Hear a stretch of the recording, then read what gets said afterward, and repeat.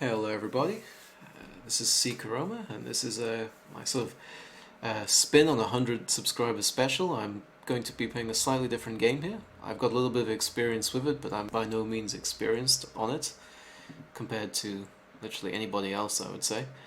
And I just wanted to show it off. It's another game that Seth has reviewed before, but I'm hoping that I can sort of show you how to get into it, what to expect, and to make it generally the easiest to start off, because it is a very difficult game to even just figure out how to install properly.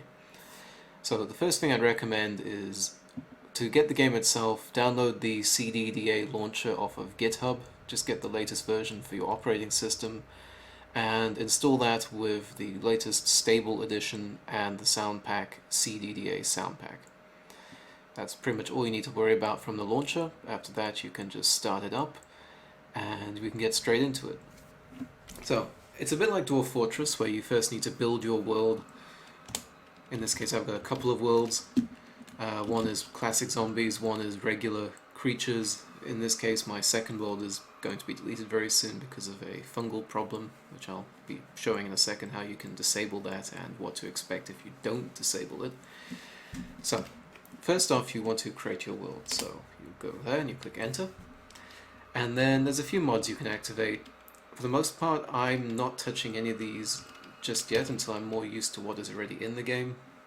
I mean, there's already so many items and guns and objects of various kinds,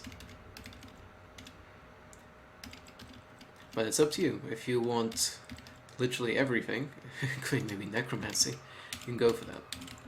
But you see at the top it says like you've got default, blacklist, and balance. So if you want to go to the next set of mods, you can hold down shift and then right arrow, and you can do shift and left arrow to move this around. So for example, blacklisting. This is quite essential here. I want everybody who plays their first game to disable ants and fungal monsters. Everything else is somewhat realistic to the game and is not like going to make you want to pull your hair out. I'll show you in a second a little bit why you want to not have fungal monsters. Ants are a bit different because ants don't spread as badly. There's just so many of them. They take over the world and it becomes a nightmare. You have to have so many bullets. Like, I thought I had all the bullets from a gun shop, didn't do a dent to anything, so it ruined one of my worlds in that case. And fungal monsters just slows the game down, and they are kind of boring to fight, really. There's only like a couple of enemies in it, and you'll see in a second what it's about. And then next, you want to go to balance. You can activate maybe a couple of the scenarios or classes mods, depending on if you want to enable anything. I would recommend always keeping filthy cleaning or filthy clothing on, just because of the fact that it puts a bit more depth when it comes to getting clothes off zombies. I would recommend enabling safe auto dock, just because of the fact that finding an autodock is such a quest in and of itself that it is annoying that when you would find the thing, there is a chance that it might just outright kill you or maim you. It's supposed to be some sort of like super medicine machine. It should not do that, in my opinion. And given the fact that you would have spent maybe hours and hours getting to it, just enable that. It's sort of a nice reward after you finally clear your way through a lab or a hospital. Assuming the hospital zombies haven't smashed the thing already by the time you get to it. Okay, and lastly, enable stats through skills. So what does this one do? Well, basically your stats in the game, like your strength, perception, all the base parts of your character, don't increase naturally. Whereas with this mod enabled, every time you gain a skill in something, like say you get better at bashing, or you learn how to fabricate things better, you'll get maybe an increase to your base stats for that. So it's a good way of subtly increasing the strength of your character, and it does make a little bit of sense as well. Like if you've been smashing zombie heads all day, your character will be a little bit stronger. And then next you click tab and you go to world options. And here you can change a few of the settings. I would recommend first for world end handling to change this to query. This way when you die it'll ask you if you want to reset the world. And this is necessary, say if you don't want to find your corpse and all the stuff around you, or if you want to just clear out everything and you want to just start from the world afresh. If you keep it to keep or reset, it will always do that for you. So at least with query you can decide when you die. Next up, for any new player, I'd recommend increasing the item spawn scaling factor to maybe 1.10 or maybe 1.20 if you're feeling a little bit risk averse. I tend to go with 1.10 just to make things a little bit easier because the other games are really quite slow. Everything else you can change the same. You could disable NPCs by setting it to 0 if you want to. This is things like other humans and so on who have a tendency of always just robbing you or shooting you anyway. But I think it adds a bit more realism and fun. And I haven't encountered too many of them in my playthrough, so it's just a little extra challenge. It's not a, oh my god, impossible kind of problem. Everything else can sort of be the same. For now, I'd recommend not enabling these settings, specifically wander spawns. This one makes it so that zombies that are in surrounding areas of the map are pulled into your area of the map based on how much noise is going on.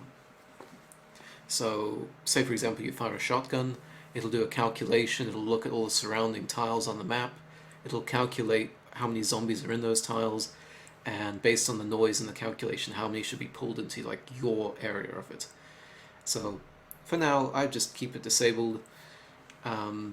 It makes the world a little bit easier, but it also makes it, in my opinion, well, in my case it's just purely easier.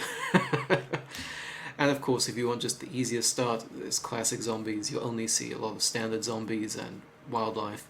There'll be none of the interdimensional creatures and various things like that, but you can play Project Zomboid if you want just zombies, I think. Everything else don't really change. Experimental Z levels can be fun if you want a little bit of extra difficulty. What this will enable is enemies will be able to follow you up and down stairs. So in the current evacuee shelter you'll start at, you can go into the basement, and if you do that, enemies can't follow you into the basement. With this enabled, enemies can follow you all over the place. And it adds a bit more challenge, but for now we'll just leave it at false. And then we can just click tab again and give your world a name. Just so you know, the world itself is a never-ending spawning map, similar to, say, like Minecraft. It is impossible for you to fully explore it. You'd go crazy trying to. Don't worry about the size, just go with the flow. Tab again, and yes. So now you want to go to New Game, and you can either do preset characters or whatever you'd prefer, but in this case we're going to go for custom character, and pick your world, and it'll load all the files. And so now you have like these menus at the top. First off, I would recommend for points, keep everything to multiple pools. This is sort of like the default way of doing things, and it separates it so that your skills are separate to your profession and your traits and so on. You see there's a little calculation actually. If you go change this to single pool versus multiple pool, it's a little quick calculation. So single pool, everything you do subtracts or adds to that point pool. With multiple pool, however, it makes it so that everything is separated. Traits, stats, and skills all are sort of lumped out of each other. You can't just put all your points into one thing, really. Next up, for scenario, this doesn't affect anything other than where you start. It doesn't affect your skills, but it does affect you sometimes as a player. For example, infected, it will make you infected, but it won't change your character that much.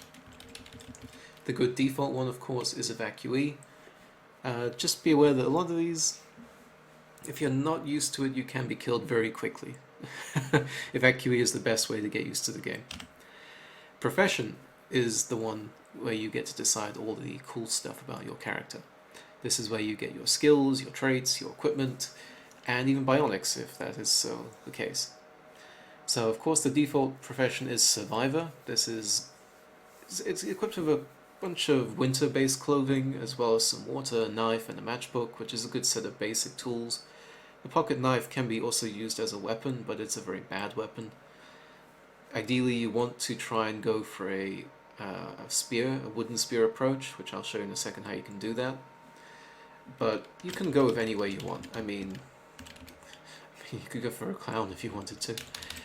If you want to maybe do a bit more of an easier start for yourself, or you want a more realistic start, say, you could go all the way to the bottom, and one particular start I'm fond of is the Bionic Patient. So you don't start with any gear as such, in fact you're quite poorly equipped, but you have some bionics. In this case, things that enable you to have more health, to heal quicker, and to deal with diseases better. So it lets you get out into the world and explore a bit more. You don't have to worry about as many problems initially.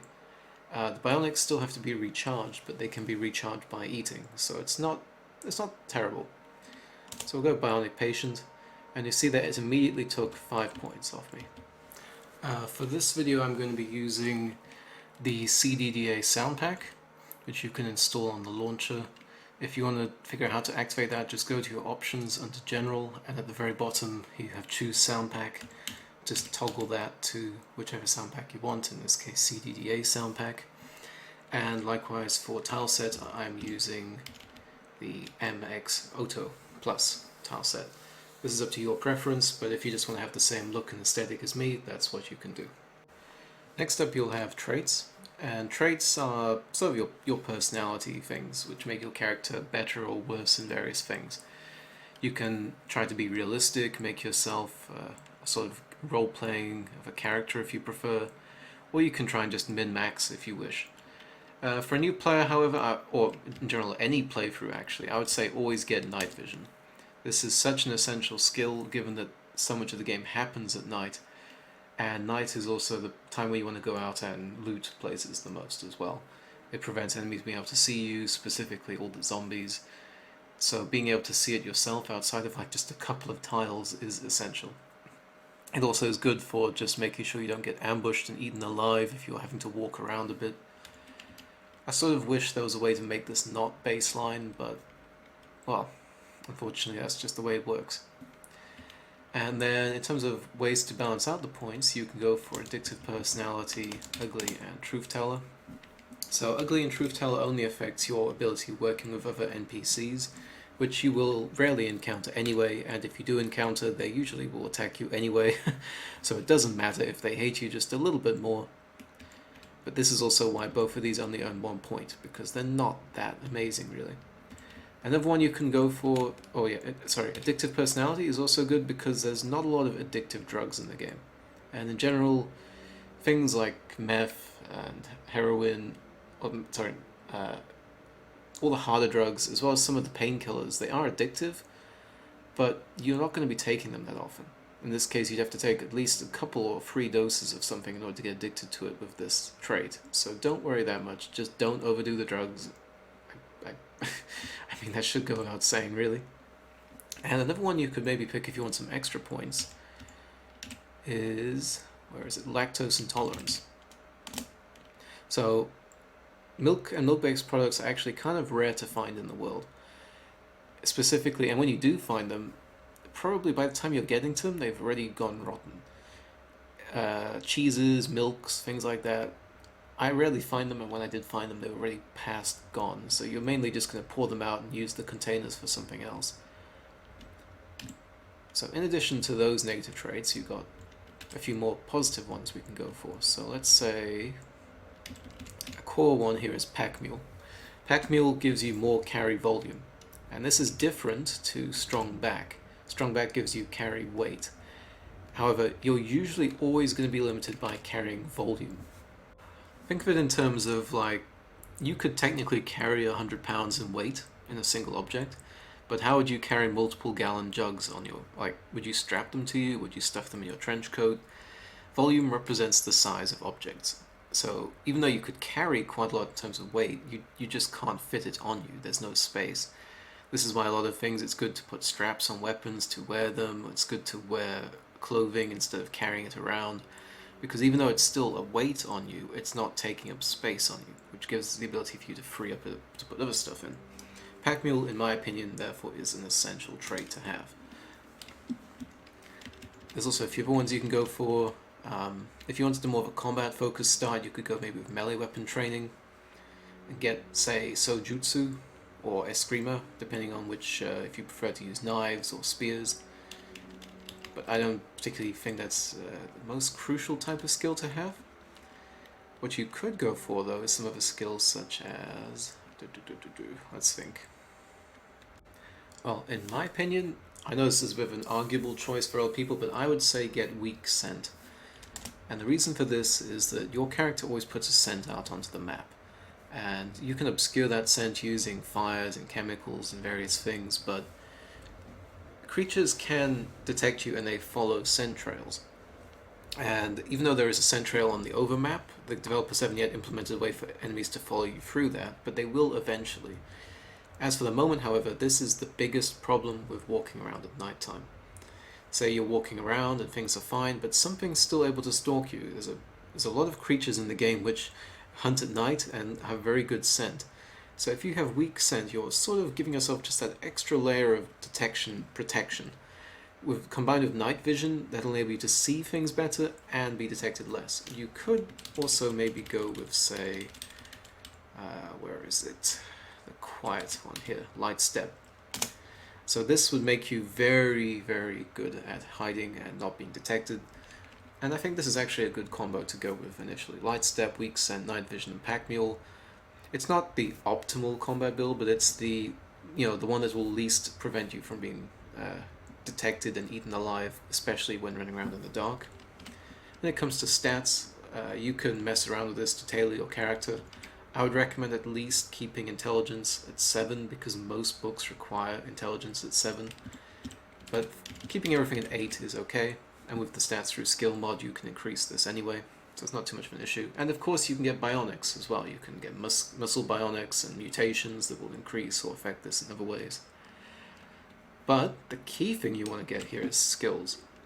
There are 2 skills that I would recommend every player to get initially, and that is fabrication and survival. Now most people can argue here why you want this. They're like, oh no, you should be getting melee skills or archery skills depending on how you want to do your build, and that's up to you really. But for me, my focus early on is on building a wooden spear. It is a reach weapon which is actually quite decent and it's very easy to make, but you need survival 1 and fabrication 2 to make it. And survival you can level up pretty quickly just by picking bushes and trees, but fabrication is something that takes a lot of time or books to get into. So you really want to get fabrication at the least. You could dump survival and put that into something else if you wanted to, but why go through the trouble of scavenging in all the bushes and potentially dying when you can get straight out there, gather what you need, come straight back in and make your wooden spear, and you have a little bit of survivability that way. So we go with survival 2, fabrication 2, and this is also quite handy. Fabrication is in my opinion one of the best skills in the game just because of the fact that you want to be building things. It's the best way for you to survive long term, for you to make good equipment, vehicles. I mean technically mechanics is also for vehicles, but fabrication is also for a lot of other skills. A lot of skills are combined requirements, like you need electronics and fabrication, or mechanics and fabrication, or survival and fabrication. Fabrication is the core to most manufacturing, so at least getting this at 2 is a good start for most playthroughs. Anyway, next you'll click tab and give yourself a name.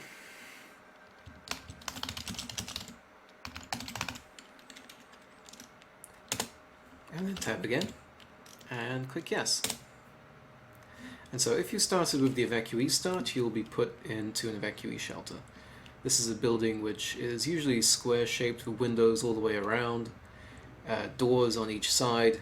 So there's 4 sets of doors, usually 8 sets of windows, and usually the center or the corner goes into a basement which has other things as well. And the first thing you want to do is just look to see if you can find storage lockers and see if there's anything in them. In this case, just walking up next to them tells you if there's anything there. In this case, you see nothing popped up being next to them, so there's nothing there. If I click examine, it says it's empty. Your character can detect items just by being next to them, or can see them from a distance, if they're in the light, that is. Next up, you want to just take a look outside to make sure there's nothing that's going to eat you alive. And how you can do that.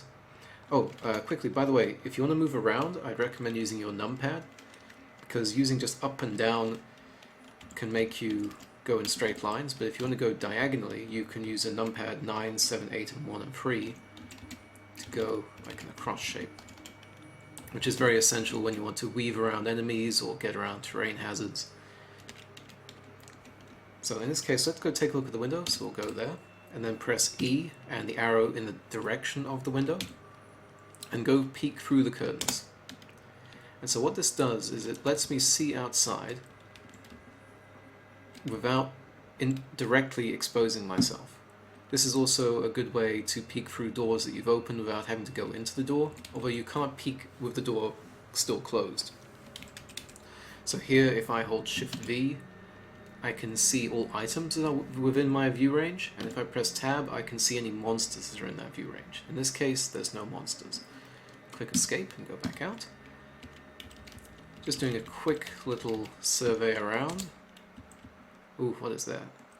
What's going on here? So there's something down here. If I hold Shift V, I can see a groundhog and a squirrel. They're fleeing from something. I bet there's zombies there. There's some tables and a pickup truck.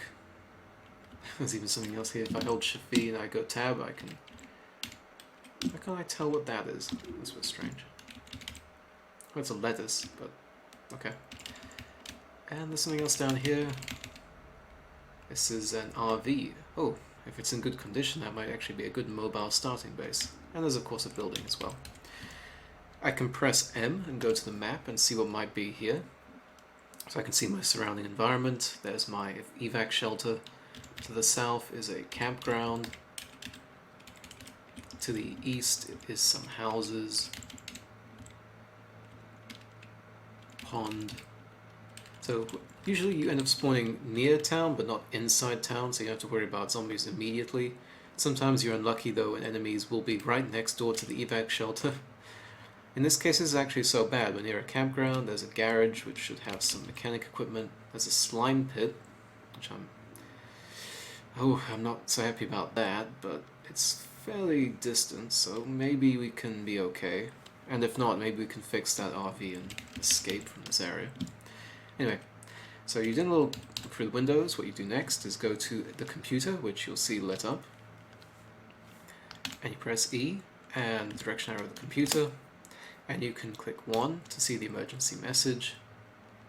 It's just telling you, the usual stuff a government would, and press 3 to contact us, and this points you in the direction of the nearest refugee center.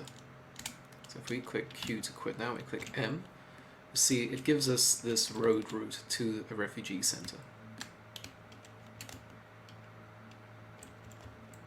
Kind of like a looping around the building thing.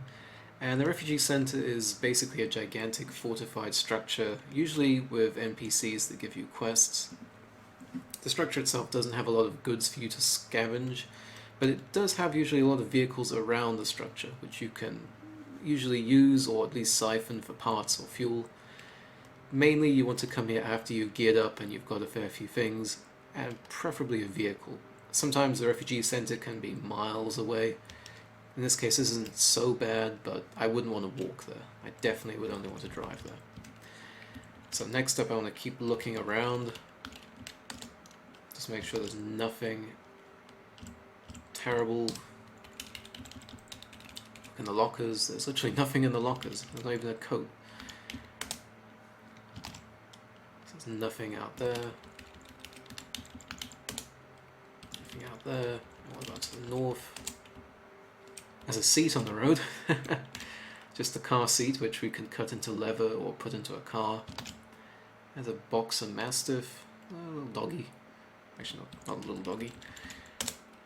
Actually there's a few of them. So one dog you could hunt. 3 dogs will eat you alive. Fortunately they are not, they're not directly hostile. They might just track you a bit before they decide to attack, if they're hungry or not. But we're okay.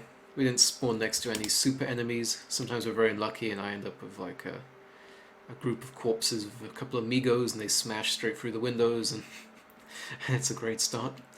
But then in your evac shelter you also have a basement, so we can go down.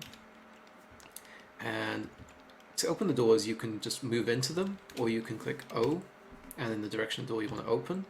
And likewise, if you want to close doors, press C and in the direction arrow of where you want to close. I'd recommend always closing the doors behind you wherever you're going, just to make sure enemies don't come in or follow you into places. It also contains your scent a lot better if doors and windows are closed, but having weak scent also protects us from that. And then when you want to go downstairs or upstairs, you just click enter, and you can click descend stairs, or you can hold shift and right arrow. And this is the basement. We can do the same here, walk through the door. And with night vision, we're able to see around a lot better. The basement wall is usually lined with concrete and benches. These benches will be excellent later on when you have tools because you can disassemble them for wood 2x4s and nails, which are pretty much the two biggest crafting requirements for most construction. And then on the floor around this place you'll find tools and various things. Sometimes you might find nothing. Like here we've got an umbrella, which is a telescoping one. So this is like a compact umbrella. If I activate it, or if I wield it,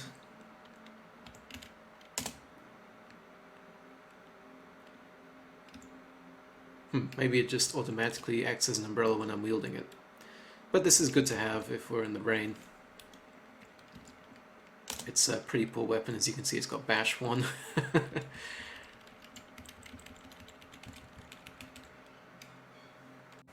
So unfortunately this entire basement had nothing else, it just had an umbrella.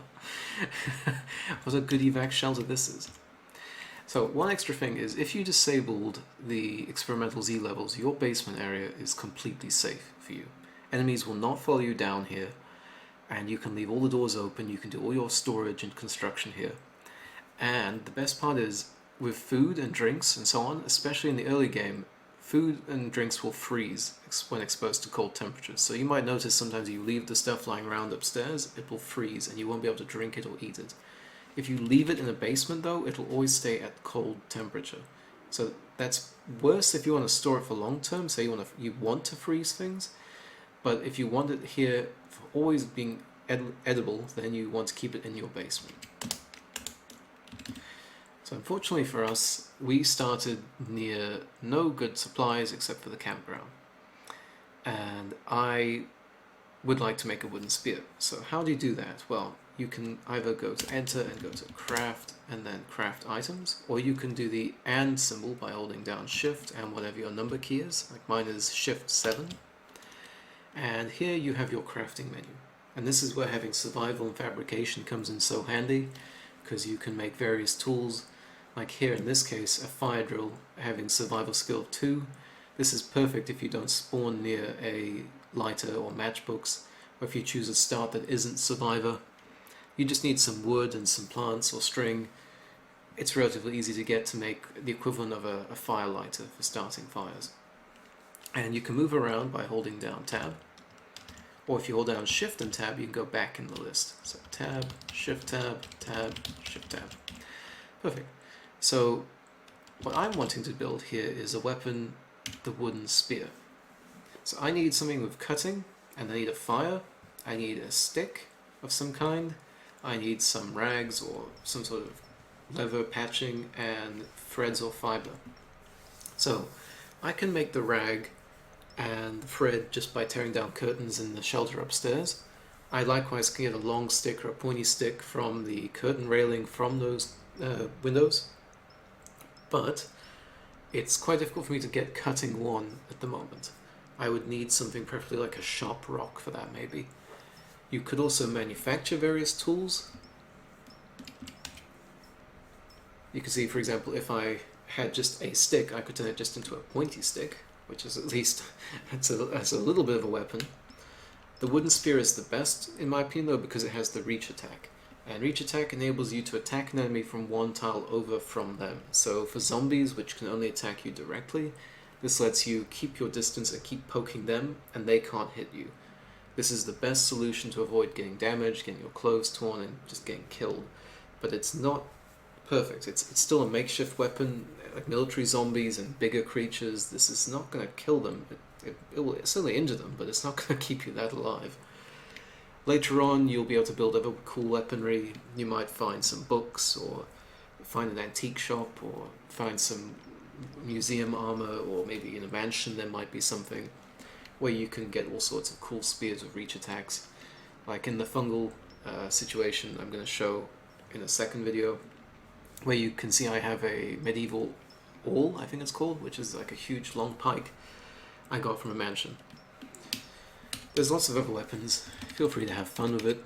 That's part of the game. I've tried most of these and they're not all great, but They're somewhat fun at least. Likewise, if you want to craft other stuff, you can cook from food. You can make yourself clothing if you're not able to find it normally. So like making leather hand wraps or fur, but you need things with sewing and cutting usually to make clothing. If you're completely naked, you can of course make like rag clothing, which is not going to keep you super warm or protected, but it's easy to make. You just tear off a curtain and you can make yourself some clothing. In my case, my character is pretty lightly clothed, so I will need to make some things pretty soon. And my shelter didn't have any clothing in it, so I have to go with that. But the main place of crafting you like is this other tab. Here is where you can make all the nice survival stuff. So you can make like makeshift wood saws, barbed wire,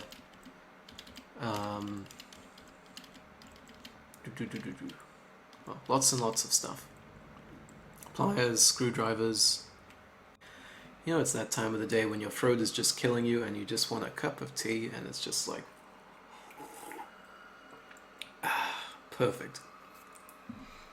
Playing this game makes me want to make a cup of tea like every half an hour. As you can see, there's quite a lot of stuff you can make. If you want to wash clothing, you can make a washboard and get some soap. There's some of the more essential things, though, I think, would be general tools like screwdrivers. This helps you disassemble things.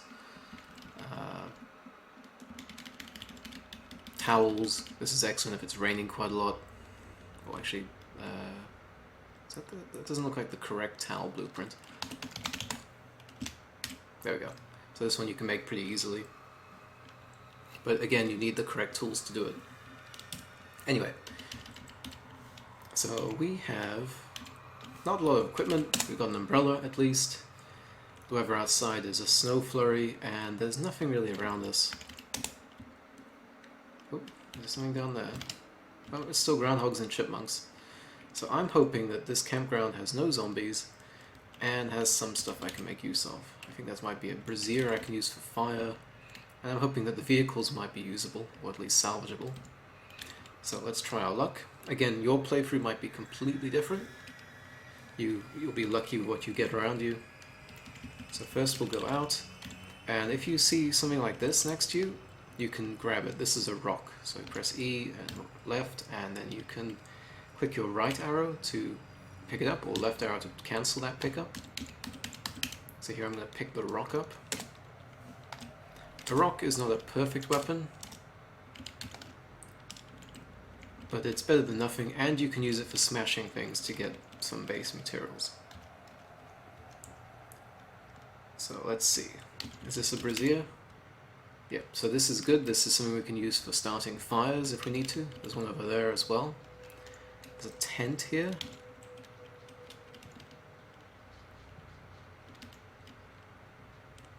I haven't actually seen a tent before. I wonder if I can take this apart. But still, as you can see, there's a 3-liter jar of meat.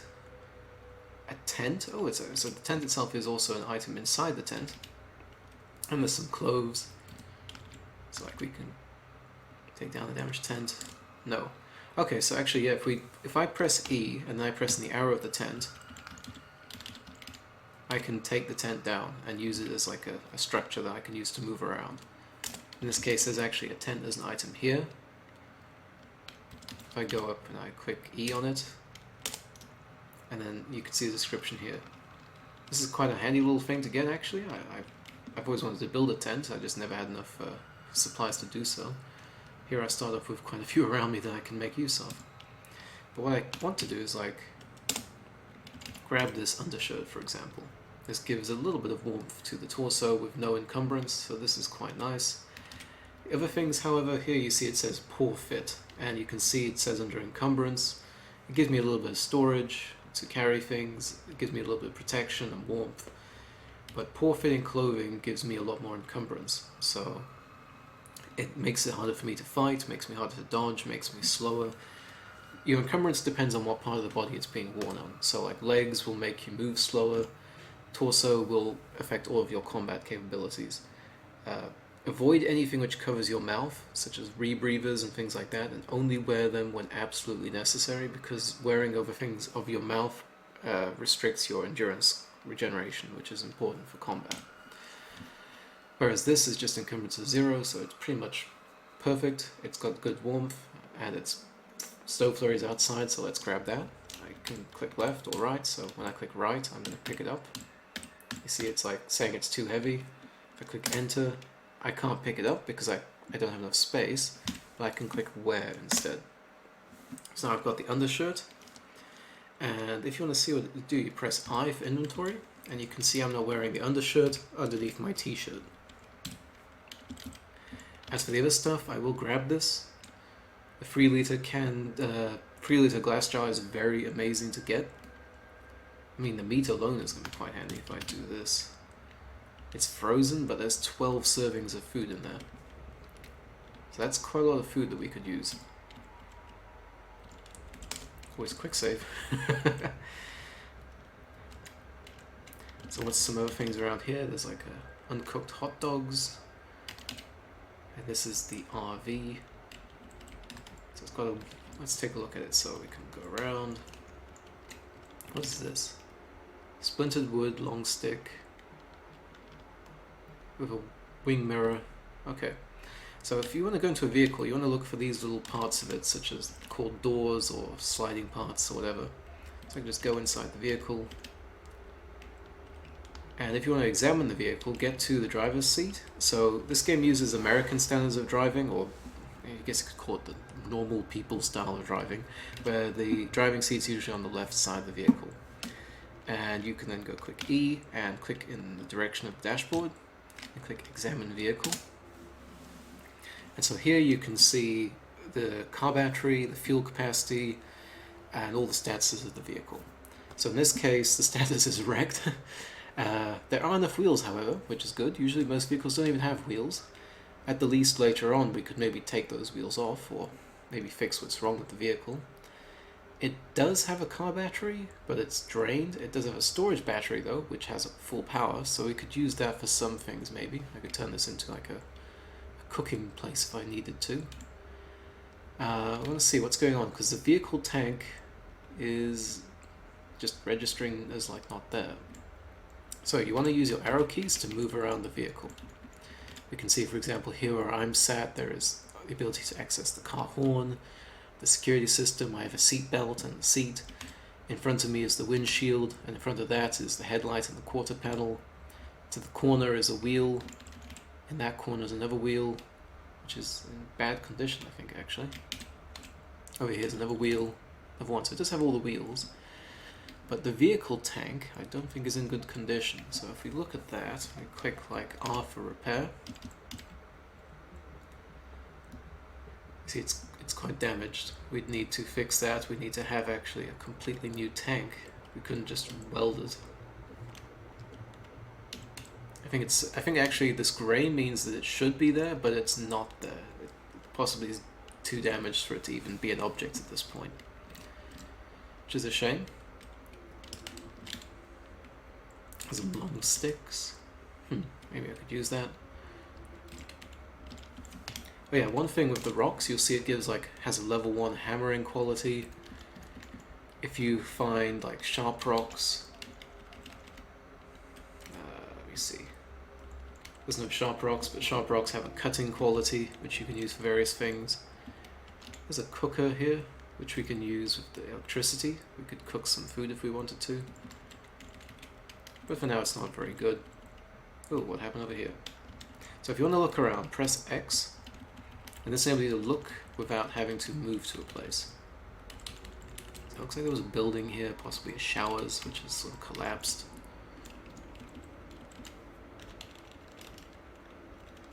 Let's take a look at this car, or pickup truck. Again, get into the driver's seat and do an examine in the direction of the dashboard. And let's look at this again. So it's a faulty engine with no battery.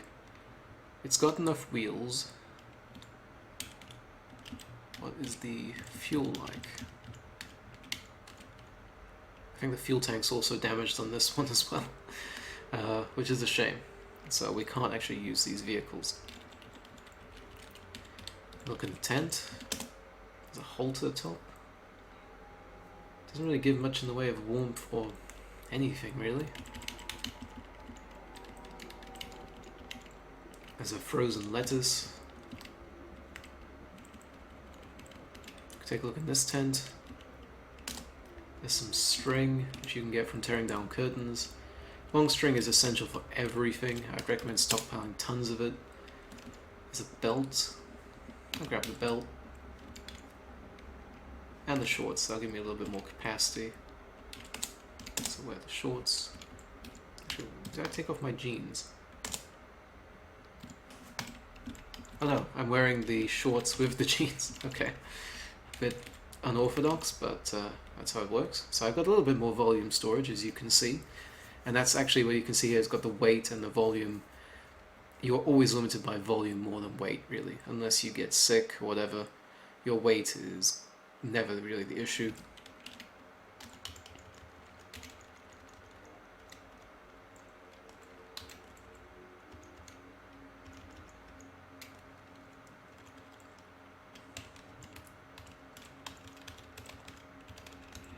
Anything in the sinks. Toilet has water, but it's frozen solid. Fortunately, water's not too much of an issue. Maybe it is for us for a little bit because we're far away from the river, but there's usually little ponds or whatever that we can take from. And we can always just wait for things to cool down a little bit to get water out of the toilets. Let's see what else is around here. How about the status of this vehicle? So status is wrecked. It's got enough wheels, but the fuel tank is not registering, and there is actually no battery. So I have no clue. This car is actually like completely broken to pieces, which is a shame. Look in this tent. Some poor fitting jeans. Look at that encumbrance. I won't be dodging anything of that. So now that we've done a little checking of this entire campground, we see there's not a lot of actual stuff here. There's some mechanical parts, some poorly fitting clothing, not a lot of good things though. So what we can do next is we can start working on gathering things. So if you want to gather, you can either click enter and go to combat, and here you've got like auto foraging, auto features. The easiest option is to go escape, options, and go down here to additional auto features. Toggle this to true, so from false to true, and then everything else you can leave and just toggle auto foraging to bushes or bushes and trees, or yeah, both. So bush, trees, and both. For this, I want to do just bushes because trees. Actually, I wonder if I go just these are oak trees, pine trees. Yeah. Pine trees are the ones that are actually quite good.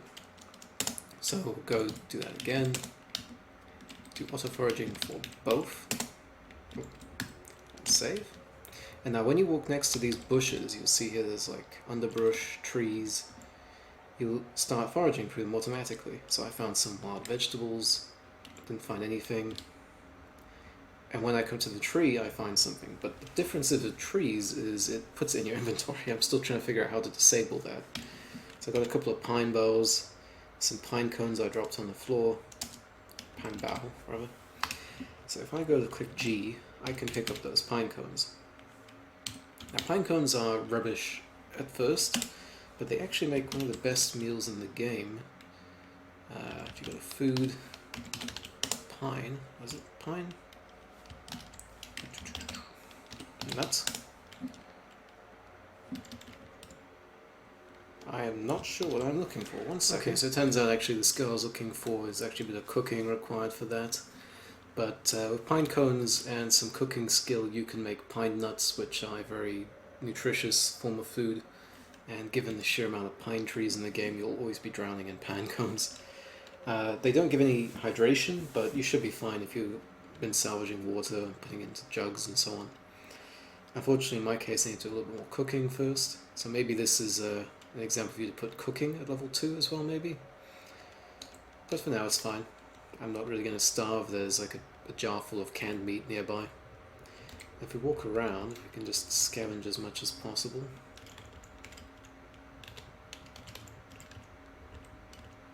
Let's see if we can find anything. Cardboard boxes, pine bough, pine nut, pine cones, blood-soaked rags. This also helps level up your early survival skill if you don't have any that is already.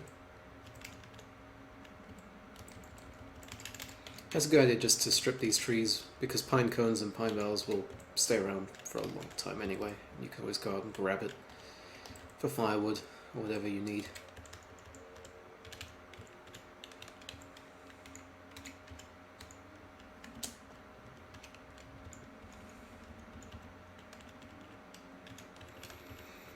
Okay, so we've done a little bit of scavenging there. We'll just leave it for now,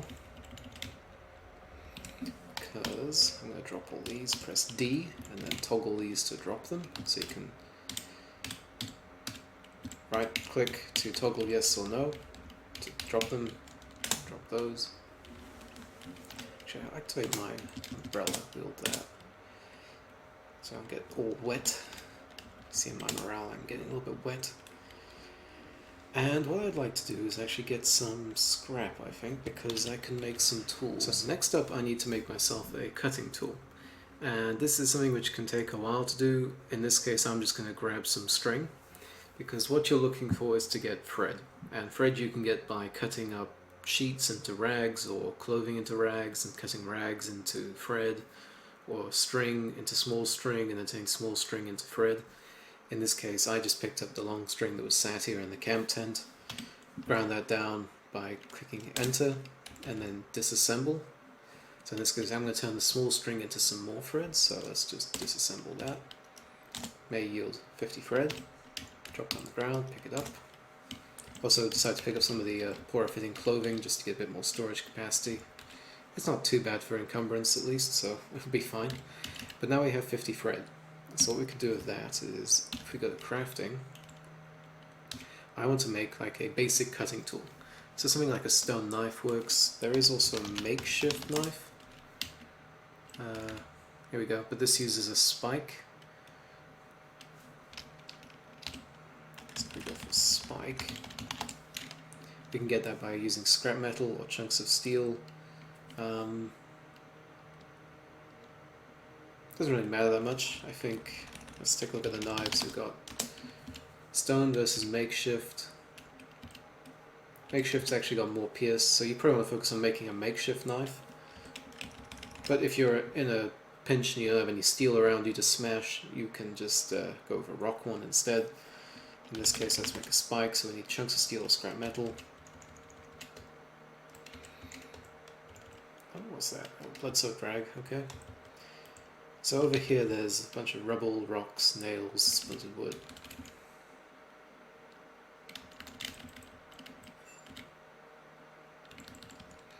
If you're looking for an easy way to get steel, you can go back to your shelter,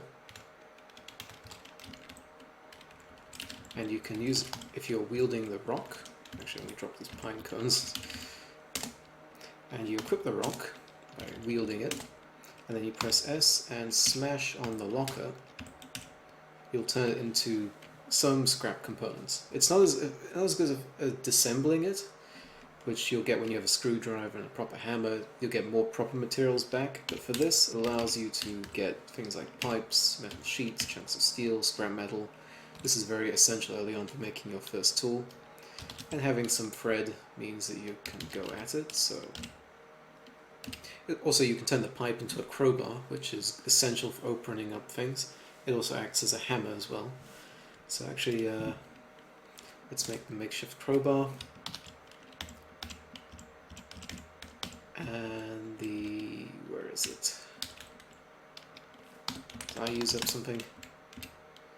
Oh, I need to make a spike first, so I'll go make a spike. You can use chunks or scrap, doesn't matter. And then with that, I can now make the makeshift knife. So now I have a crowbar, which I can use to open up locked doors and crates, as well as a fairly decent melee weapon. It's not got a reach, but it's okay. It also functions as a hammer, which is good for making some objects. And we've got the cutting knife, which is essential if we want to turn things into other smaller materials, do a bit of crafting. It's not a very effective weapon. Maybe if you have a fighting style like Eskrima, it might be okay. So now that we have the knife and we have the crowbar, we can get to work making our wooden spear, which is our primary weapon we need before we go out. And in fact, I recommend making a couple or even 3 of them if possible, just in case any break. They do last quite a long time, but it's better to always have one on standby just in case. But as you can see, to make the spear, we need first off to have a fire, sticks, a long stick or a pointy stick will do. You can also do brooms or pool cues if you're in a city, and you need rags, as well as thread. But to get rags, you need something big to cut up, like clothing or sheets like curtains. So first off, once we've got the knife that we just made, we can use that to cut up the sheets. So I pulled off the curtains off this window. Crunch, did the window. Did I like break the window in the process of opening it? Oops. Okay, so anyway, if you want to cut something, you can go to the knife and click activate and then cut up an item. And you'll see it shows like everything you're wearing as well as things on the ground. So I want to cut up a sheet here, so click the sheet and it says salvage 19 rags. So that dropped on the ground 19 rags. And in turn you can then disassemble rags into thread if you want to. So let's say I pick up 1 rag by clicking 1 and then right arrow. I can then go to the rag and click disassemble into 80 thread, sorry, which is quite a lot of thread. So we have now, oh, actually we can make a shoulder strap if we wanted to, but now, so we have the rag, we have the thread, we just need the fire and the stick. So for fires, you can get started earlier if you wish. You might start with a lighter. In my case I didn't, so I have to make a fire drill, and to do that I need splintered wood. And I can get that relatively easily, say if I wanted to just smash something. So let's wield the crowbar, smash the bench here, and there's some splintered wood right there. So I'll drop the splintered wood in the pile, and now I can make the fire drill. So this is sort of like a lighter that takes a bit longer to set things on fire, but it's good to have if you don't start near anything. So make the fire drill. Oh, I failed to make the fire drill. I wasted the splintered wood, oh no. Let's try that again. I crafted the fire drill. So now I have a fire drill which has 50 charges, so I can use it 50 times. Perfect. And now I need to make, to get a long or pointy stick and to get a fire. So for fires, you don't want to just start them anywhere, especially not in a building full of wooden floors and wooden benches and wooden walls, even though it just says wall. I can tell you right now this place burns, and it burns very quickly. So you want to get something that you can start a fire in without setting place to the world around you. Now, fortunately to the south we have, over here is a brazier, which is basically an object we can dump wood into and set fire to it and it won't spread. If you don't have that nearby, like you probably won't, you can make it. So you go to crafting. You can make a brazier using hammering and sheet metal. So sheet metal you can get from just disassembling lockers or smashing them. I think was it a regular sheet metal? Let me add that to my favorites. So it's a regular sheet metal. You can get that by luck if you smash things apart or if you disassemble them. In this case you need a hammering of 2, so possibly a makeshift hammer. You see here, you can make this using a 2x4 chunk of steel and some thread. So make that. Use the heavy stick. Let's use the heavy stick. So now we have a hammer. We just need the sheet metal. So if you wanted to disassemble the lockers to get all the materials, you can go Shift and a number key to get star, like mine is Shift 8. And then you've got something here, deconstruct furniture. So to do that you need screwdriving. And to get a screwdriver, it's like a million things you need. You need a hammer, which we just made. You need scrap metal, which you can get by smashing a locker. And you need a 2x4, which you can get by smashing any wooden objects, like the benches. So you can make a screwdriver. And now, if I go here, I can deconstruct that. And you see there's a sheet metal there. Perfect. So I can do that to make the brazier if I want to. In this case, I'll do it because I'm lazy. I don't want to walk outside. Or rather, I don't want to drag the brazier over here.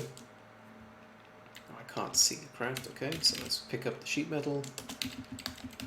Go into the light. And craft the brazier. And of course I can't pick it up because it's too heavy. So I wield the brazier and let's put it in the basement. So like people don't see it. And then if you want to deploy the brazier, you go to your construction menu again. You can also do this by clicking enter, craft and construct terrain, which you see as the star symbol. And then you can do search for brazier. Oh wait, yeah, sorry. You just go to the brazier and you click activate to deploy. So we deployed the brazier right here. And if we want to use it to ignite a fire, we need to grab some wood. So let's grab the splintered wood and the 2x4s. And if you want to drop on the fire, you hold down Shift D for capital D and click your arrow key in the direction of the brazier. And then just drop the wood you want to use. So in this case that has some splintered wood and 2x4s, which is okay. So I've got some basic tools, but I needed to make the spear, the rag, the thread, and the long stick. So I need the long stick and all that stuff from upstairs.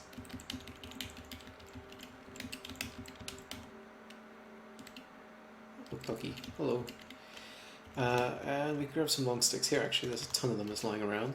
But if you don't have anything lying around, what you can do is you can use a item of hammering, like the hammer, and you can smash these young trees, which look like little shrubs. Like over here is one, right above here. Just S and smash, and you can get some long sticks from those. So I'm just got one long stick by smashing that tree. Go around the building. Let's grab a rag. Oh, I can't actually. Let's grab the I can't carry anything. Let's drop some stuff. That's what's taking up my space. So one rag and the thread. Go to the basement. Okay, so now we have enough to make the spear. We have the stick, we have the rag, we have the thread, we have the cutting. We just need to start a fire. So we've got the brazier, we put the wood in the brazier. Now we can just go to inventory, go to our fire drill, go to activate, and click our arrow key in the direction of the fire we want to start. And bang, we got a fire. Now, using a fire drill takes a bit longer than having just a lighter. So it takes 16 minutes. So it's not a good thing to have when you're being chased by zombies compared to a regular lighter where you can set fire to all the curtains and burn the whole building down around you. But in this case we just have a regular fire. Make sure to put it in a brazier, or at least somewhere surrounded by concrete or rock, because if you put it near these benches, the benches will catch fire. The wood on the floor under the bench is also made of wood, and that'll catch fire, and this will all catch fire, and the place will... I burnt this down in my sleep before, don't do that again please. Also, if you click X and hover over the fire, or E, you can also see how much fire it will take, or how much longer it will take. So here it's saying it's going to take about 28 more minutes, which is plenty. We've got crafting now, we can make our wooden spear. Failed to make it, but we didn't waste any materials, so again, we made it. So we can pick it up and wield the spear. So now we have a wooden spear. It's got fairly decent pierce and bash damage. It can also be used for food cooking as well. It can be used for blocking, and the most important thing is it does ranged attacks. So now we're a little bit ready to go. Let's drop off some equipment. I think we'll keep all our basic supplies. We want to have something to start fires, we need something to pry doors, we need something to smash walls, we need something to cut stuff up. don't necessarily need a screwdriver, but that might be handy to disassemble furniture if we get stuck in a pinch. Oh, and we're very thirsty. Okay, that might be a more important thing to deal with actually, rather than exploring, so I can eat some of the fresh meat, or canned meat here, just to get rid of the hungry.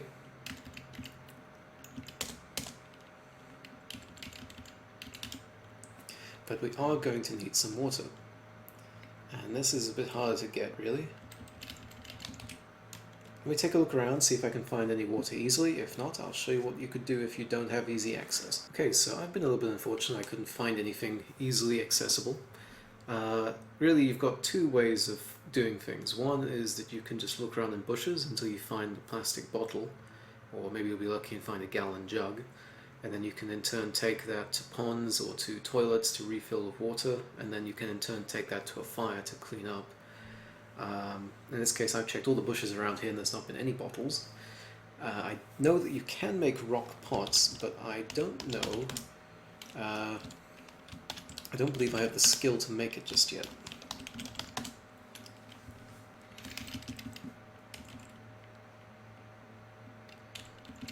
You can make regular pots, but you need a torch, things like this. So the best solution is, I think, let me drop these pine cones. I disabled that earlier, it's annoying me. The best solution is probably to go pay a visit to a house in town and see if you can find something. Alternatively, you can go into a forest. This one's got a trail here. And you can look in the bushes, see if you find anything. In this case, I'm going to take a look at the house, and with my spear I should be okay. I'll see you in a second, everybody, assuming I don't die. That's something you don't see every day. A field of lava with sulfur. Oh, do I want to go into this town? I really don't know if I want to go here. Let's go take a look. So I've managed to sneak my way close to one of the houses. There's some zombies to the south and to the north, but fortunately my weak scent should protect me just a little bit. I need to keep my distance though, because the zombies can still see me from a fair distance away, and I might need to run if it comes down to it. There is an acidic zombie there, and I'm really not interested in fighting one of those. It is really good at eroding all your clothing or melting your legs off. Zombie children, not so bad, but everyone else around here is quite terrible. So what you're looking for is some sort of container for putting water in. The best ones you can find are glass bottles, because these can be used to also boil the water inside of them. Whereas, say, if it's just a plastic one, you have to put something in it to boil it first and then put it into the bottle. I believe the brazier doubles as a water container for boiling, but I'm not 100% certain if it can do that at the same time as it's got a fire in it. So book there, Discobulus, I don't know what that is. So to get into buildings, you've got a few easy ways. If you want to just do a quick smash and grab, you can smash the window once and then smash it again to clear out the glass. Or you can try the more direct approach and pry bar your way in through the door. So let me do a quick save. In this case, let's see if the window opens. The door is already open, so I can't open it properly. Let's go to the north then. Oh, fat zombie. And let's see, the door is unlocked, so this was okay. But if I wanted to open it, I could have done the examine and examine the door to pry bar it open. In this case, there's a glass bottle of stout, another glass bottle of stout, and a hat. Mr. Fat Zombie, thank you. So let's grab the bottle of stout, which I can then in turn pour out. I know that sounds like a waste of good stout. Let's put the hat on, keep my head warm. I'd love to find some clothing, actually. Ooh, what is this? A sling pack.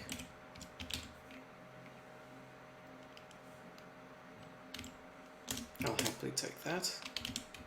You can also store water and drinks in aluminium cans and glasses and things like that, but you won't be able to carry them unless they can be resealed. So things like glass bottles, water bottles, these are resealable containers so you can carry them, whereas aluminium cans you can't, so you have to put them on the ground after you put the water in them. It's still good if you want to build them up in your base though. So let's grab the orange soda. There's a downfill blanket. Camisole. Cargo shorts. I think I'll wear the cargo shorts. In addition to all the other shorts I wear. Jeans, shorts. Okay, can I even wear this? Yeah, let's put on some more clothing. Everything's fine. Which means I can grab this glass bottle. Let's go in here. Go over here if possible. Close these curtains. What's over here? A teapot, which is good for boiling. Grab the food. Grab a steak knife, which is good for butchering. Peanut butter sandwiches. And this is the perfect thing you're looking for, is a gallon jug. If you find a gallon jug, you're going to be set for a long time. Doesn't matter what's in it, because you can pour it out. But a gallon jug here is perfect.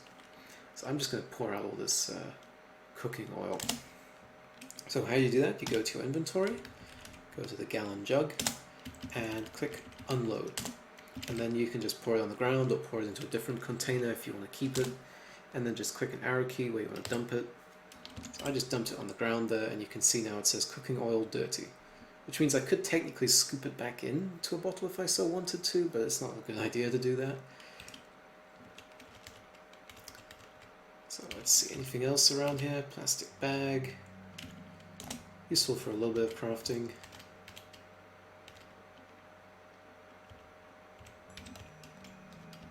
Close these up. What is this? The art and science of discus throwing. Let's see what that is like. So now, if you want to open a door without exposing yourself, what you can do is click O to open, and then the direction of the door. Make sure you're opening it from the side though.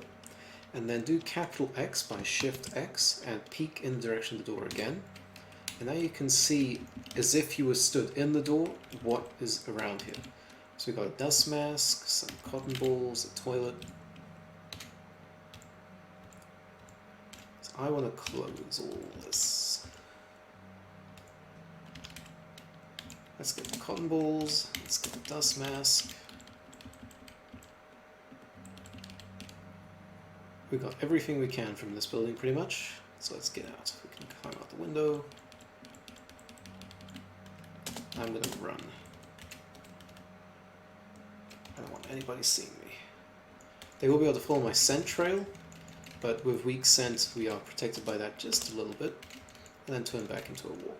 So how did I do that? I went to Enter, Combat, and toggle move mode, run, walk. You can also do this by holding down Shift to whatever the key is that you have. Okey-doke. Back to the base with me. So we have an empty gallon jug.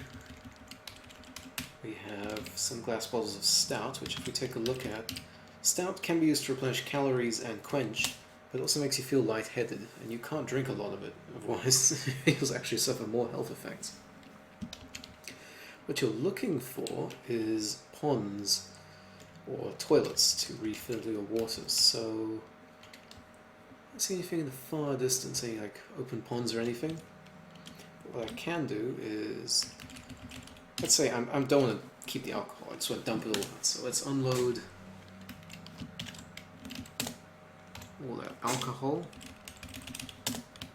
Perfectly good stout going to waste. So we got 2 glass bottles and a gallon jug. These are the stuff we can keep if we so want to. So let's go and find some water. So usually you can find ponds in forests, or if you're desperate you can always go to the riverbank or a swamp. Swamp will usually have salt water though. So just go towards that. Let's hope we don't get eaten by any triffids in the way. To help you, you can zoom out, look for any blue ponds or anything like that. Blob. What? Eat. That's all the way over there. Okay.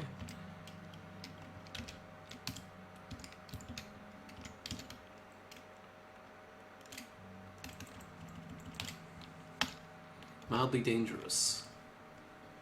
can only hear. These things are interesting. Sometimes I dispose of them pretty quickly, other times I can poke them all day long and they will just devour me. So I'm going to keep my distance. Spurg flower. Interesting.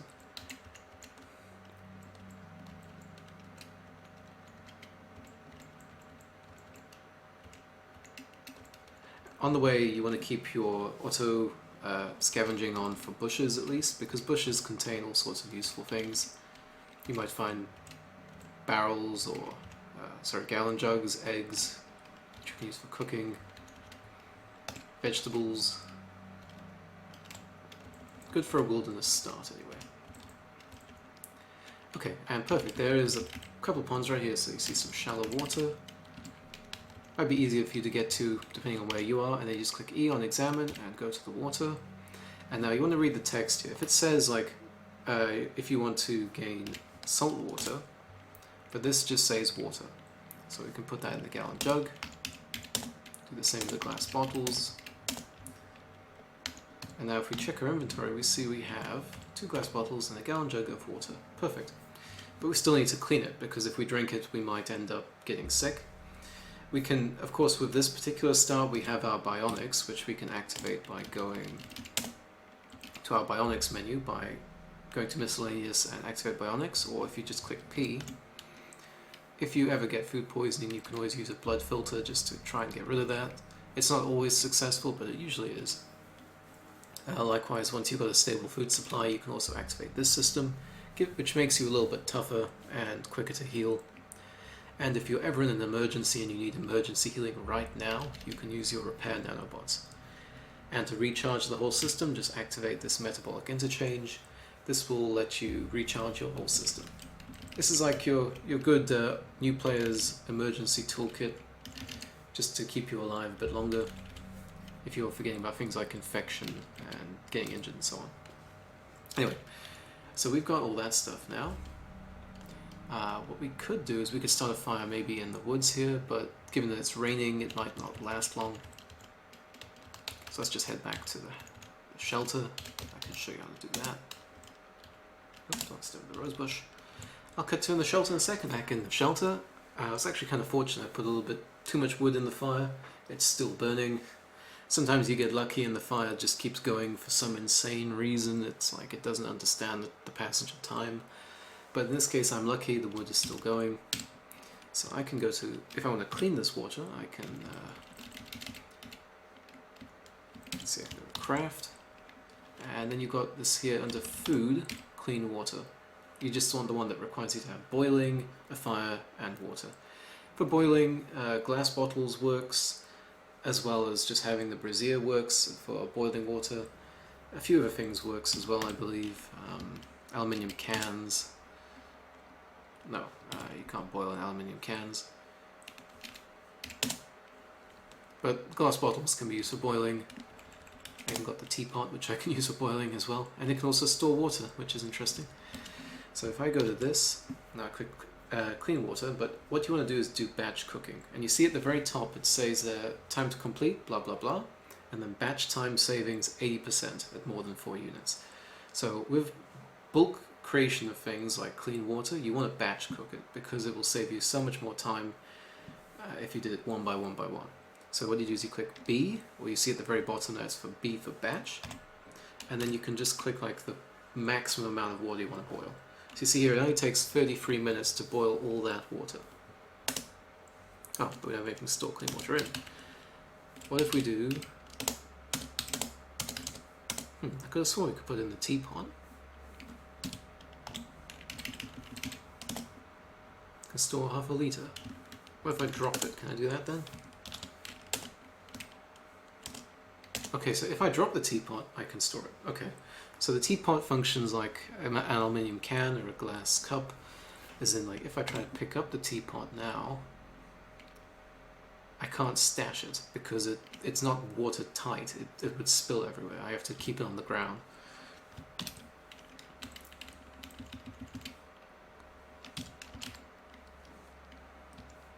And actually, now that it's out, I can't use the boiling anymore, which is a bit interesting.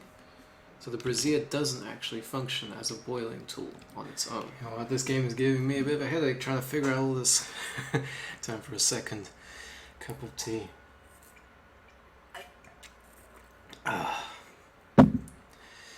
Let's get back to it. So, given the fact that I can't seem to use the brazier for boiling whilst it is burning something, we should probably make another one. So what I can do is, first let's drop everything that I don't need, just to make a bit of room, including the spear itself. We want to keep our hammer and our screwdriver. Go back upstairs, disassemble one of these, grab the sheet metal. Okay, and let's make that brazier. Bang, bang, bang. Now, we should be able to do it. So I want to see, if I drop the brazier, I can still do it. Perfect. So it looks like you need to make 2 braziers if you want to do this boiling thing without any other tools or anything like that. And you can do clean water. Let's do maximum.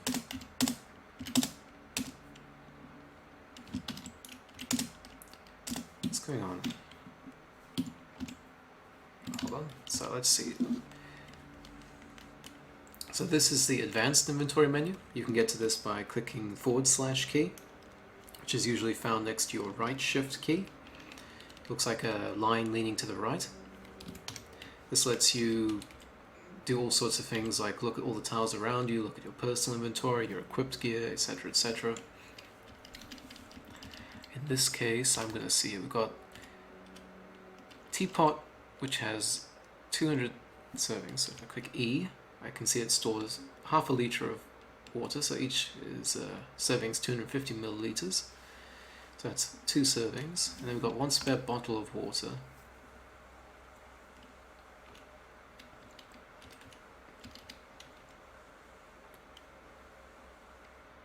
Okay, what might be best actually is keeping the gallon jug just for clean water and using these bottles here as the gathering of unclean water. So what I can do is I can pick up go back to the inventory menu, pick up the gallon jug, the glass bottles, go to the gallon, unload it, pour it into a container, pour it into the other bottle. The rest of it will just click escape.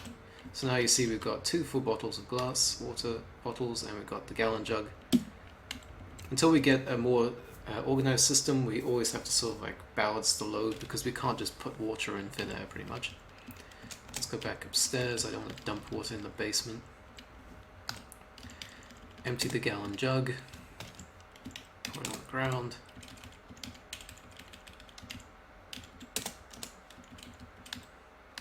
And now, if you do the clean water batch cooking, make 6 portions and pour that into the gallon jug. So now, if we look at it, we have a gallon jug here of 6 servings of clean water, in addition to the teapot, which we put 2 servings into as well. This all hinges on the fact that you have to find various jugs or bottles or whatever, but as long as you have some sort of container, you'll be okay. Making rock pots is also one option, but I believe that requires more survival or fabrication skill, because I can't seem to find it on my menu. It's just clay pots and regular pots. But I know you can make rock pots too. Anyway, so I've shown you how to get started into the basics of the survival area. Now I'll show you what to do with combat. Because we've got the wooden spear, we pretty much want to go kill some zombies. So I'll cut to that in a second once I drop everything, clean up everything, and get the spear equipped. So before I head off, I want to make sure I just have a couple of containers for putting water in to bring back. Like if I come across any toilets that I can loot. Bring a makeshift knife just as a backup weapon and for cutting up things. Bring the crowbar for opening doors and crates, and also a backup weapon. Bring something to start fires with, because fires can make excellent distractions or good ways of cleaning out zombies. Also, if you get waylaid, it's a good thing to have just if you need to start a fire somewhere just to cook some water or food or whatever.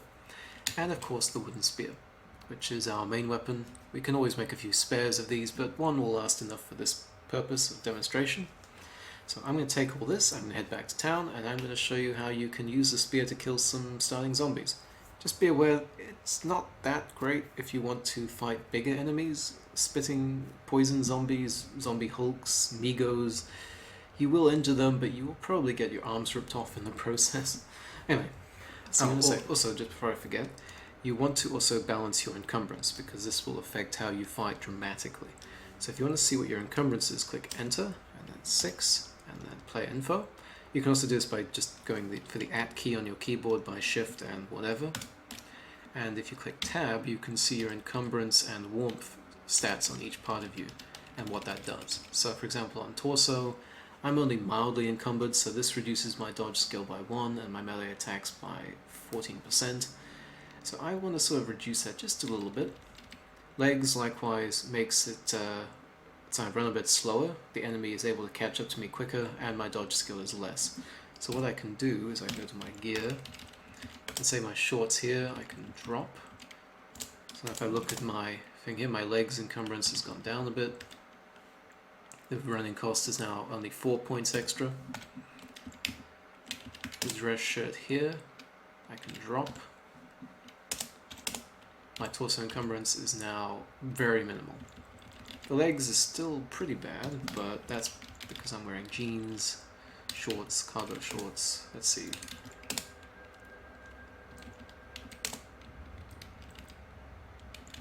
Is jeans that warming? Not really. Shorts only goes 40% though. It'll be okay. And sling pack, obviously backpacks, sling packs, bindles, things like that take up a lot of encumbrance. But you sort of want them because you want to be able to carry things after all. Just expect sometimes you have to drop these before you get into combat if you want to do quite well.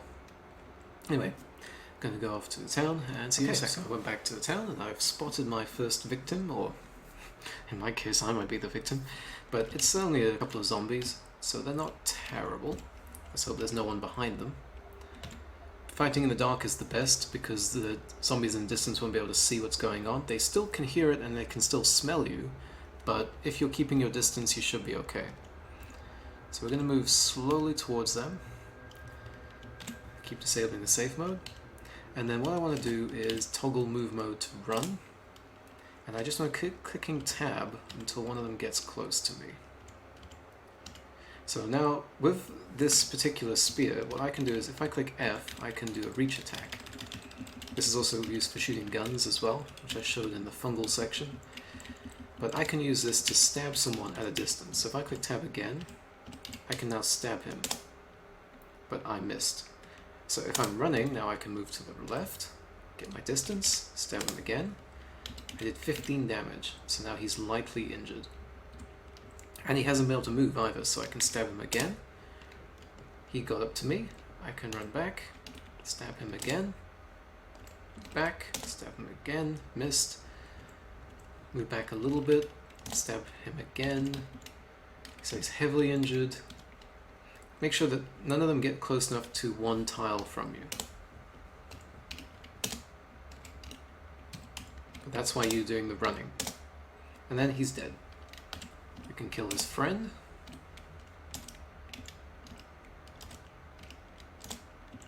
Make sure he never gets up close to you. He might sometimes occasionally get an attack off at you, depending on your speed.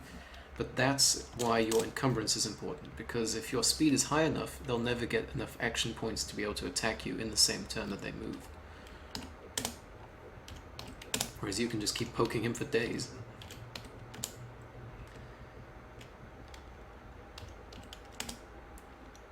Come on, you know you want to die.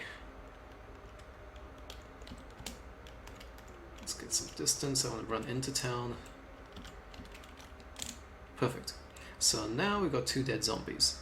We can click X and look over them to see what they had. You see some filthy clothing, some various gubbins. What is a nano skirt? That's interesting. So there's various things you can salvage. If we go up to them and click E, we can salvage the computer, which we could disassemble for some electronic supplies. Just some food, a cell phone. Even a cell phone which doesn't have a battery charge like this one, if you grab it, you can now see that we can tell the time. Because the phone, even without a battery charge, somehow still can tell us the time. So, likewise, if there was any wristwatches or pocket watches, we could use those to tell the time as well. Avoid anything with cigarettes and caffeinated whatevers unless your character's a smoker. You can grab these plastic bags, plastic bottles, laptop, computer. When it comes to clothing, ignore really anything which is like purple with this single arrow on the left and filthy, unless it is an absolutely rare piece of gear that you really must have, because first off you're going to have to clean the clothing and then you're going to have to repair the clothing. Category clothing purple like this is very close to being destroyed, so if you wear it, it's probably going to be destroyed in one hit from something. Whereas if you see things like these two which are green, and they're still filthy, you can still clean them, but they're in good condition. You can still use that. In this case, I'm going to take the purse because I can wear the purse and for an extra bit of storage. Things like gold earrings, maybe good for bartering. You can break down to gold. Everything else, if you try to cut it up into materials, you'll get a bunch of filthy rags which you then have to still clean anyway, so you can't cheat it, unfortunately. What is next, however, is the thing with zombies is that they come back to life. So you want to kill them permanently. You see, they're just bruised corpses. If you want to kill them, you can either click S and then smash them, or you can butcher them by going over the corpse and going capital B, and then pick the zombie, and you can choose what you want to do here. So if your character's a psychopath or a cannibal, you'll be completely fine here. You can butcher the guy for meat. It's going to be tainted meat, so you could use that maybe if you had a very strong stomach as well. In this case, just quick butchery is okay. And what this does is it gives a few things. So we've got some tainted bones here, which is useful for all sorts of various crafting things. You could eat some of the stuff, but I wouldn't recommend it. We'll take the bones though. And same with this one. Cut up the zombie, quick butchery. If you're in a hurry though, just do smashing. At least pulp the corpses. One thing with this is if you find special zombies like scientist zombies, soldier zombies, if you do the dissection instead with sufficiently advanced knives, you can sometimes pull out bionics and various other cool equipment. Regular zombies, on the other hand, don't really seem to have that very often, so you don't need to dissect every zombie. Just pulping them all the time is okay, really. In this case, I'm going to grab the bones off that. Bones are useful. Can use them to make flutes. As well as skewers, I believe. I think you can use bones for skewers. I see the... I need human bone, so tainted bone doesn't work. But I think I can do something with these bones still.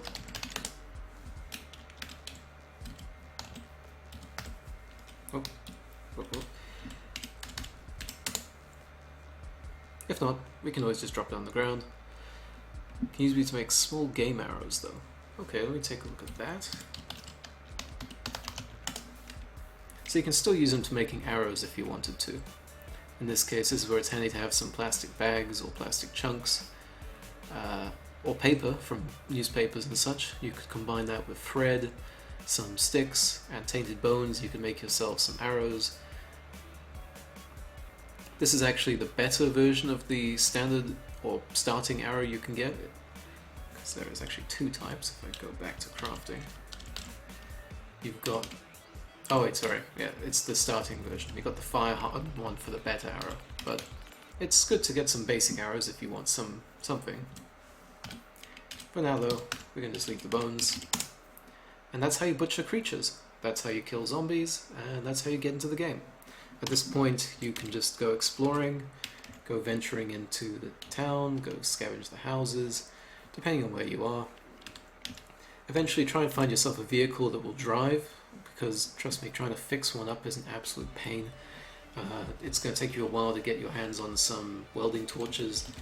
Look for shops like garages, fire stations for fire axe weapons. construction sites for construction materials. If you want to find good melee weapons though, look for things like pawn shops, or museums, thrift stores, things like that, because they usually tend to have some sort of like collectible swords and things like that. But every building does what you'd logically expect. Like the library will have skill books, the grocery store will have a lot of food, dollar store will have not very good stuff.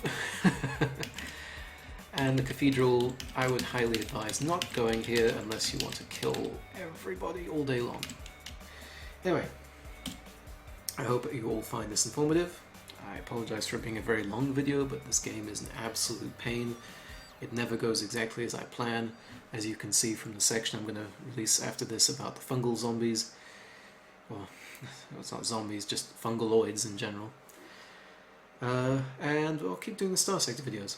Just want to show this game off, show you how you could get into it. It's a completely free game. You can play it on an Android tablet or a potato computer, or even your fridge if you wanted to, so it's a fun little game. It runs very well. It can sometimes be brutal in its difficulty, but it's fun. So, thank you all for watching, thank you very much for the 100 subscribers, and I'll see you in the next video, everybody. Peace out.